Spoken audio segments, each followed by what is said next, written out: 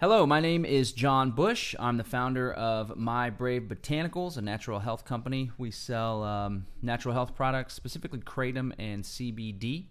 And in running this business, I have come across many people, and additionally in my life, there's been people that have struggled with addiction. So I wanted to do this video and really kind of lean into this area. I want to talk about mindfulness and meditation, and how mindfulness in general can help those that struggle with addiction. In addition to running Brave Botanicals, myBraveBotanicals.com, I also started a self-improvement group where people can meet and coalesce and share ideas and strategies and look for people to help them and hold space. It's a Facebook group right now. It's called Brave New You. There'll be a link to it in the description of this video. But I want to invite people to check out that group. It's an awesome opportunity to have some community and some accountability and support partners. Again, it's called Brave New You. So growth and spirituality and support and helping and holding space for people and having people hold space and help and support me has been really important to me in the past few years. So I wanted to share some of my ideas and insights on mindfulness and hopes of helping those that struggle with addiction.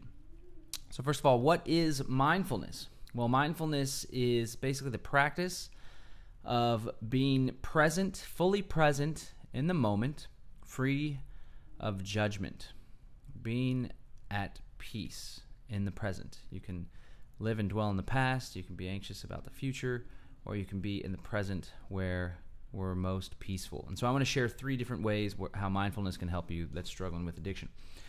So first of all, being mindful and being present in the moment is the best way to lead a peaceful and happy life, in my opinion. In the present moment, most often everything is okay. There's a quote from Lao Tzu, who said that those that live in the past are depressed, those that live in the future are anxious, and those that live in the present are at peace. And so for those that struggle with addiction, oftentimes there's cues and triggers, which we're going to talk about more here in a second, that can lead to engaging in whatever behavior or habit that causes harm to people. And oftentimes when we dwell in the past, where we have pain and trauma, negative experiences, it leads us and causes us to feel depressed. And many people turn to substances, whether it's alcohol or hard drugs, in order to alleviate that pain. And then on the flip side, as Lao Tzu said, being focused on the future, feeling anxious about an upcoming deadline, about a court date, about bills that are due, rent that's due, can create anxiety, and often people will turn to alcohol or drugs in order to overcome that anxiety.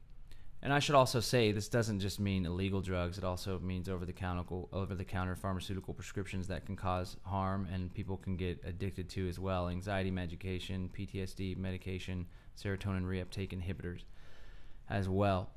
And so when we are in the present moment without judgment, we find that life can be just much more peaceful. And if you just do like a thought experiment, if you're not familiar with mindfulness or meditation, just try to be mindful and conscious in the present moment. When you feel pain or anguish or anxiety or sadness or depression, do like a self-assessment and analysis. Try to pull yourself out of your head and examine, okay, what led me to feel that way? Was I just sitting watching the trees in the window, or focused on the work or the task at hand, or washing the dishes, fully in the present moment? Or was I dwelling in the past, recounting some painful experience, thinking about this traumatic experience that happened in my childhood, or how my relationship recently fell apart, or the way that I treated my child a couple days ago? You'll find more often than not you're either dwelling in the present or you're anxious about the future, and that leads to pain and anguish. And again, how this relates back to addiction, a lot of people, when they're feeling that pain, that anguish, they're not in the present moment. Now, one thing that can help you get in the present moment is mindful breathing. And a lot of people are like, well, what's the difference between meditation and mindfulness? Well, I like to think that mindfulness is when we're actually playing the game, and meditation is practice for the big game. So meditation involves sitting still, relaxing the mind, focusing on one particular thing, which is really easy to get mindful, to practice mindfulness, to meditate, is to focus on your breath. It's something that we always have with us. We don't need a video, external track. We don't need some sort of tool. Our breath is always there. And the best way to get mindful and in the moment is through a breathing exercise. So I'm just going to demonstrate what that's like real quick. Really, all you have to do is be mindful of the breath, and you're practicing mindfulness. This is great for practice as meditation, but it's also good in the moment when you start to feel anxious or depressed or pain, or you find yourself feeling frustrated, and sometimes that frustration leads to anger and leads you to act out in ways that aren't in line with your values. You can get present and mindful with your breath. So all you have to do is just focus on your breath, the sound, the way that it feels as you inhale, and then be mindful and focus on the breath as you exhale. And do your best to clear your thoughts and focus your attention on your breathing. Nice, deep, slow breaths. And inevitably, thoughts will arise in your mind. And when those thoughts do arise, it's important just to recognize them. Oh, there's a thought about having to be somewhere today. And to just wash them away. So you're breathing, a thought comes in, recognize it, be mindful of the thought, and then wash it away and come back to your breathing. And in doing so, you're able to practice mindfulness. So when it really counts, we're going to talk about some examples of how mindfulness can count, some other examples of how mindfulness helps with addiction. But when it really counts, you've practiced your mindfulness muscle. It's like swinging a bat with the weights on it. And when it comes time for you to be at bat in the actual game of life, you got it because you've been practicing. You've sat and meditated in mindfulness. You're mindful of your breath for 5 minutes, 10 minutes, 30 minutes if you can. Also, exercises like yoga provide a great opportunity to connect with your mind and body and practice mindfulness. Okay, so again, the first reason why I think mindfulness helps with addiction is because it helps us to stay in the present moment. And again, mindfulness is being present in the moment, free of judgment. And so if things are happening, let's say you slipped up and you yelled at one of your coworkers. To be mindful with that is to recognize that that happened, to be present with it, and to not judge yourself or give yourself a hard time. This is where this concept, it is what it is, comes from, right? Because at the end of the day, it is what it is. We can choose to define things as good or evil or good or bad or, man, I should or should not have done this. But at the end of the day, things happen, and we need to accept that things happen, forgive ourselves, and move on. This is something I'm going to talk about some more later. So being mindfully present in the moment can help you to lead to peace. Not just intrinsically being present in the moment. Life is pretty good. We're not stressed about what happened last week. We're not stressed about some divorce or breakup. We're not anxious about what's going on in the future, about bills that are due, rents due. I got this big game coming up. I feel unready for it. We're in the present moment, just hanging out and relaxing and enjoying all the beauty that life has to offer, because life is really beautiful. Another way that mindfulness can really specifically help with addiction is if we develop and cultivate mindfulness, and more often we're mindful and present in the moment, it makes it more likely for us to be conscious of our triggers or cues or those phenomenon that may happen in our life that will lead us to engage in a habit like turning to the bottle, shooting up, doing a line, or whatever, popping some Adderall. So I recently listened to the audiobook, this awesome book, and it's on Audible as well. It's called The Power of Habit. And it talks about how habits have 3 parts. There's a cue or a trigger. Then there's a response, which is the habit, the action that we engage in. And then there's a reward, the reason why we engage in this action or this habit, to get some sort of reward. And the idea that the author shares is that we can replace that routine or that habit with something more positive, something different. So let's do an example. Someone really close to me was struggling with Adderall. She was prescribed Adderall and realized that she didn't like the way that it quieted her energy and her creativity. And she wanted to quit taking it, but she struggled to quit taking it. She also found that when she was on Adderall, she had difficulty coming down from that high intensity and would turn to drinking, and would drink a lot to try to overcome the Adderall, the effects of the Adderall. And this was a vicious cycle that was leading to some problems in her life. But she struggled to quit. She realized that there was a cue, and that cue was a sense of overwhelm from office work and from activities and from having too much on her plate. This cue would lead to a response, a habit of popping some Adderall. And the reward, of course, would be that the sense of overwhelm would go away. She would be in this artificial zone and working on that activity.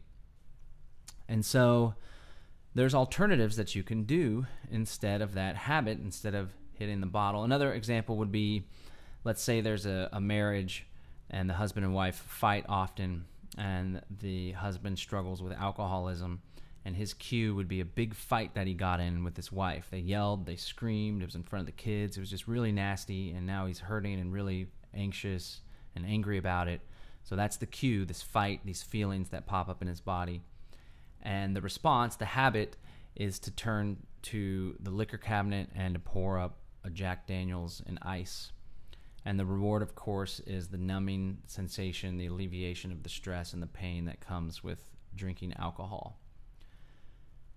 Now, of course, these things may help in the moment, but it's an artificial help. It doesn't get to the root cause. It doesn't strike the root of why they're feeling, why the woman was feeling overwhelmed in the initial example, why the fights take place, and how to heal and move on from that.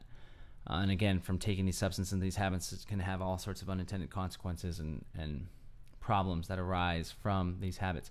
Okay, so in the first example, with the Adderall, one thing that this person tried was whenever the cue would come up and they would feel overwhelmed, instead of taking Adderall, they tried to take Kratom, which again, there's a great overlap with the business that I'm in with Brave Botanicals, and Kratom is a wonderful tool that people utilize in order to overcome these habits and these struggles and these addictions, and to many people report that it minimizes the withdrawal symptoms, and many people have a lot of tension, anxiety, overwhelm in their life, and they turn to substances that are really harmful. And Kratom is a natural substance with very few, little to no side effects, and it's something like a coffee or tea that can alleviate some of the stress and anxiety. So one of the things, same cue, sense of overwhelm, huge inbox full of stuff at work, but instead the response could be replaced with trying Kratom instead of Adderall, and the reward would be the same. It helps to alleviate that sense of overwhelm. Now, another thing, to take it even a step further, to eliminate the substance altogether, taking something, would be the cue, sense of overwhelm. Oh my God, look at all this stuff in my inbox. This is crazy. I don't know how I'm going to complete all this stuff today. And the response could be, all right, before I move any further, I'm going to go take a walk and engage in some walking meditation where I'm walking briskly the park across the street from my office. I'm engaging in controlled, mindful breathing, and I'm relaxing, and I'm letting off some steam. Or perhaps, and that has the same reward. It serves to get rid of some of that sense of overwhelm and to find some peace. Also, oh man, I got that same cue again. I'm feeling stressed. Whew, I'm going to do a little 10-minute yoga session real quick. Or I'm going to put on this music that really just gets me feeling good and jumping around, right? Or I'm going to call my sponsor or my accountability partner. Same thing. Well, and the point is, the mindfulness helps us to be conscious of when these cues occur, right? And this woman that I was sharing about with the Adderall, she was in another one of those moments after having really worked on this and being mindful and aware of these issues that she was having and her strong desire to stop taking Adderall. And she heard that inner voice. And so when you're mindful and present, we have this thought process, and oftentimes that thought process controls our actions, but in reality, we can be in control of that thought process and that inner voice. And so she heard that same inner voice that would say, you're so overwhelmed. Try some Adderall. Just take an Adderall. It'll help you. It'll help you through this. She heard that voice because she was mindful and conscious of it. A lot of people just go and carry out the program without being able to pull themselves outside of the box and examine themselves mindfully, right? So there's one way of doing life where you're just carrying out the program that was embedded upon you by your parents, all the externalities in life, your situation, what's taken place in your life. And you're just going, and that voice goes. You don't even recognize that you're engaging in harmful behaviors or that you're doing the habit that you'd prefer not to do. You're just going in life. There's another way where you can be mindful and conscious of these things as they come about, and you can choose to shift the course towards something that would bring you more happiness and fulfillment and more health and more harmony with those around you. And so being mindful, she was able to hear that voice, like, oh shit, here's that cue. I feel overwhelmed. I'm mindful of this overwhelming feeling inside of me. And now there's that voice. I'm mindful of that voice. And you know what I'm going to do? Instead of give in to that voice, which normally I'm not even conscious of, I just carry out what it's telling me to do. I'm going to quiet that voice. I'm going to do something different. So it's a beautiful thing. Same thing if someone, take back to the fight scenario with the wife. Me and my wife got in this big fight. Man, I'm feeling so stressed out. Oh, you know what? I know that my drinking has been a problem, and it just leads to more fights and problems with my family and my kids. I feel terrible the next day. But you're mindful, like, oh, I just got in another fight. This is usually when I turn to the bottle, but I don't want to do that now. Okay, what am I going to do instead? I'm going to go to the gym. I'm going to exercise. I'm going to exercise that anger out. I'm going to get my endorphins going. I'm going to feel better, right? So you replace the routine, the habit, with something else that leads to the same reward. You become at peace. And so the beauty of mindfulness, if you practice mindfulness, if you meditate regularly, if you do walking meditation, if you focus on your breathing, if you're conscious of this school of thought that dates back centuries, whenever those cues happen that would normally lead you to engage in the addictive behavior, you can catch it. There's this great book by Stephen Covey called The 7 Habits of Highly Effective People, and the number one habit is be proactive. And he talks about this magic space between stimulus, the cue, and response, the negative habit, the addictive behavior. And he says there's a little bit of time in there where if you're conscious and mindful, the cue occurs, you can take over, your conscious mind can take over before that triggered automatic response takes place. And of course, this is easier said than done, and it takes practice. Practice makes perfect. And that's why I say meditation is practicing for mindfulness and practicing for life. Meditation helps you to be more mindful and present in the moment. When you're present in the moment, the first reason I said mindfulness helps with addiction, you're more at peace. You're not anxious about the future or stressed out about the past. Likewise, when you practice mindfulness and you're engaged in mindfulness throughout your day, you'll be able to catch those cues and in turn engage in a more healthy behavior as a means of dealing with whatever that trigger was. In future videos, I'm going to do more of a breakdown on this book in general about the cue, the response, the reward. He also talks about how belief is really important, believing that you can change. Many people, especially people that have struggled with addiction for years or even decades, they no longer have faith in their ability to change. And he says that one of the big factors, one of the big differentiators that helps people to overcome addiction and change these habits is believing in themselves and believing in others. And there were some studies that showed why AA tended to be so successful is that the AA participants were trained in how to believe in God. And by believing in God, they learned how to believe, how to have faith, and it helped them to have faith in themselves. He also talks about how accountability partners and groups and communities in general can help you to not only believe in yourself, but to have accountability and someone to support. I'm going to talk about that all in future videos. And again, I run Brave Botanicals. Haven't suffered from addiction myself, but in running this business and throughout my life, I've had friends and family that have dealt with addiction. And I know the negative impact that it has on people and those around them. So I'm going to do what I can do to help and support people. I think I got some good ideas and some stuff to share, and hopefully it's of value to you. All right, the third reason why mindfulness helps with addiction that I would like to share with you today is when you're mindful and present in the moment, it can help you to heal from trauma in the past. Now, this is a slight contradiction from what we started with about being present in the moment and not dwelling in the past. But when you're meditating and when you can actually do some serious work and be mindful of that which has happened free of judgment, engaging in forgiveness and acceptance, you can heal some of this past trauma. There's a lot of schools of thought and research and studies that show that a lot of people have a higher risk of becoming dependent or addicted on substances when they've had childhood trauma in their life. And the studies show that this doesn't just mean like hardcore child abuse, but also emotional neglect, a divorce, a death happening early on, emotional abuse, all sorts of stuff. And so one thing that mindfulness and meditation can help us do is to be at peace and heal from the trauma. And again, what I've observed and what I've seen anecdotally is a lot of people turn to hard drugs or alcohol in order to numb the pain that they feel due to trauma that they experienced in childhood or in their adult life. Now, this can be trauma that was inflicted upon them or trauma that they caused upon other people, whether it's their significant others, friends, or their children. And the pain of this trauma is overbearing, and unfortunately in Western culture and in America we aren't really taught how to heal from this trauma. We just simply are traumatized, and then unfortunately people have a tendency to recreate the cycle of trauma upon their children and those around them, and so the cycle continues. The traumatized parents traumatize the children, or those around the children traumatize the children, then the children grow up and they continue these cycles of trauma. But there are ways that we can break the cycle of pain and trauma and heal.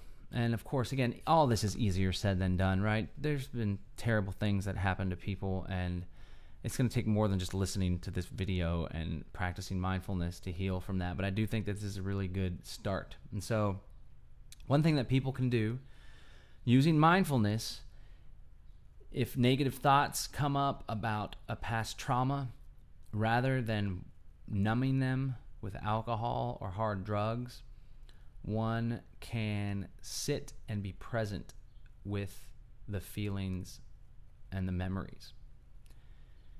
And so feelings are, even negative feelings and feelings that hurt, aren't a bad thing. They're simply signals that we can gain wisdom from.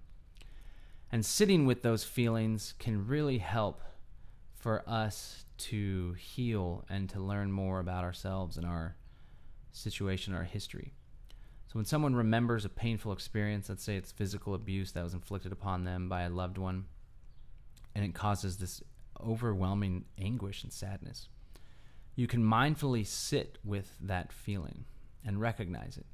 And rather than allowing it to lead you to drinking or taking substances that help to mind the pain, you can sit with that feeling of sadness and overwhelm and say, okay, I recognize this feeling. You can even talk to it. I see you, sadness. I see that you have really taken foot.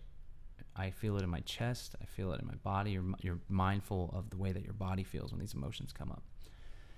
And I'm going to sit with it. And since I've been practicing mindfulness and being more conscious of what's going through my head lately, I realized that what triggered that was what I saw on TV. This dad got really angry with this kid and yelled at him, and it reminded me of the pain that I felt as a child.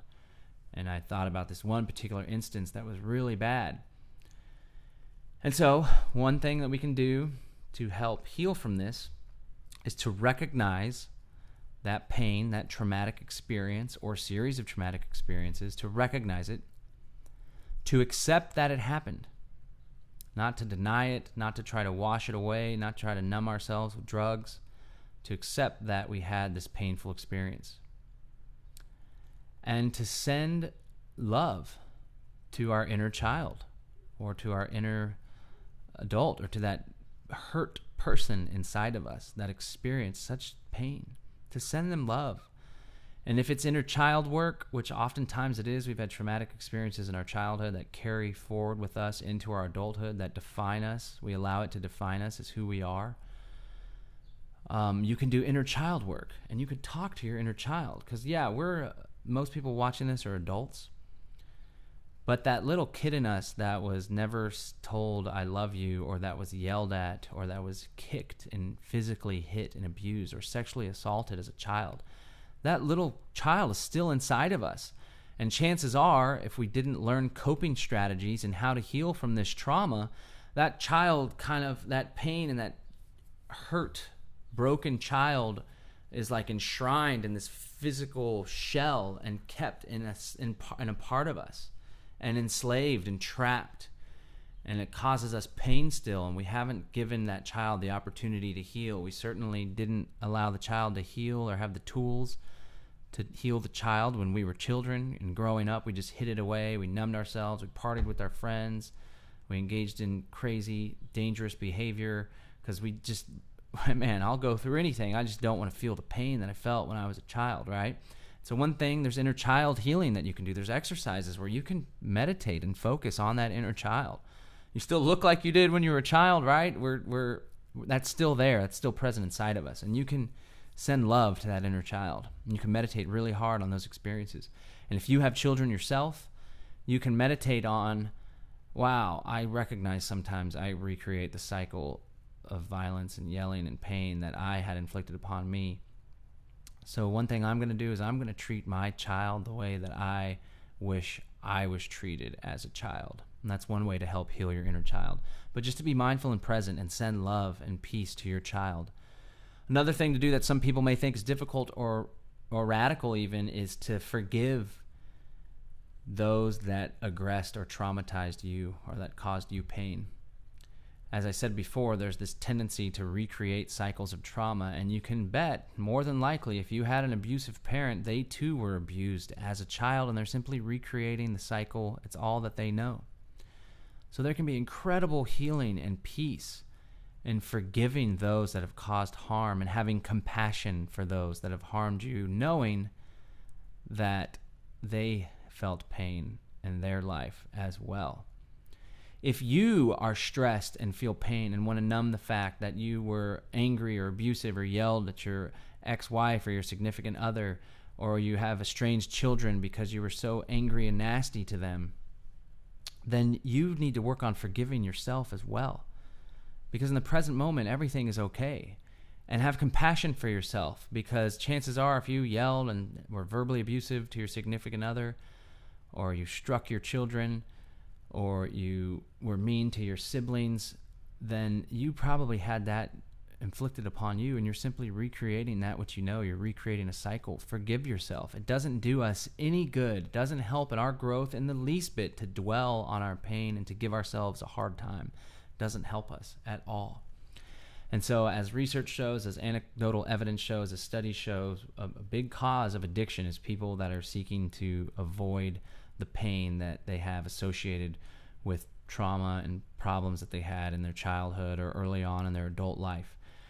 And rather than avoiding that pain and avoiding that trauma and bottling it up and petrifying it in your soul and using substances, alcohol, drugs, heroin, pain pills, whatever, serotonin reuptake inhibitors in order to numb that and mask that pain, if you can be mindful and really face that pain in the moment, free of judgment of yourself and others, it can be really, really healing.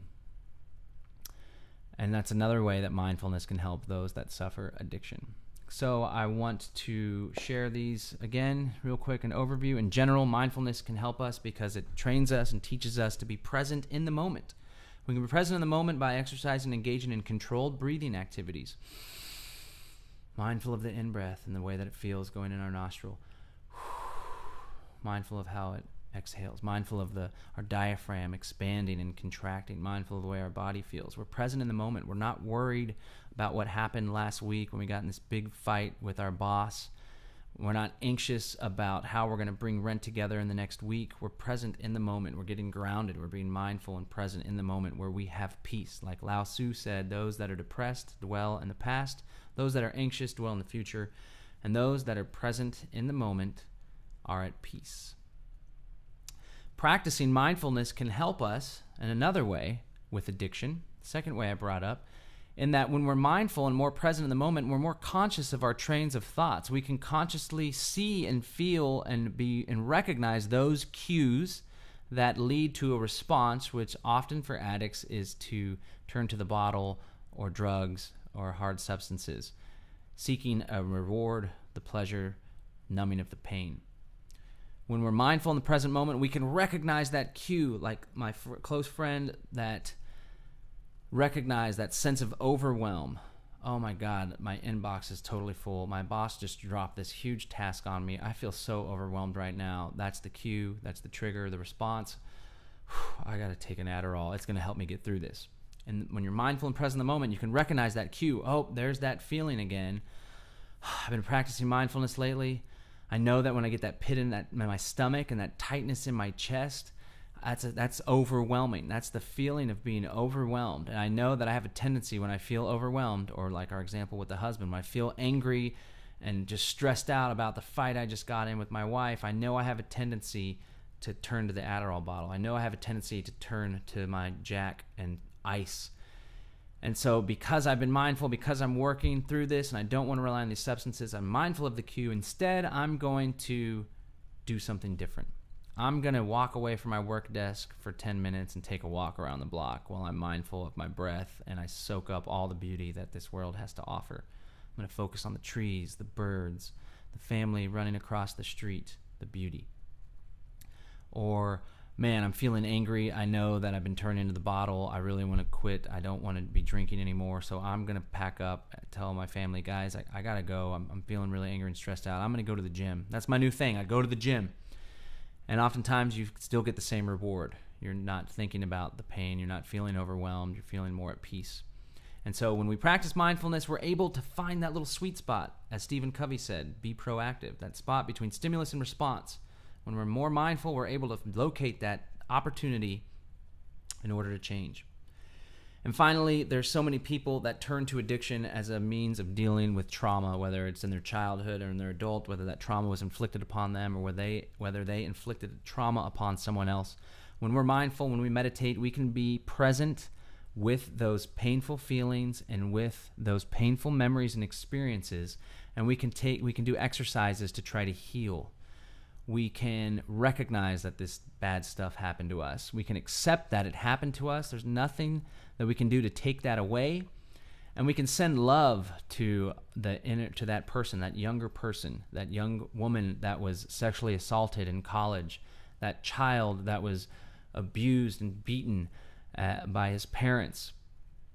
Whatever, the child who saw their parent die in a car accident, the child who just was lost after their parents got divorced. We can go back to those times and we can send love to our inner child, to our young adult self.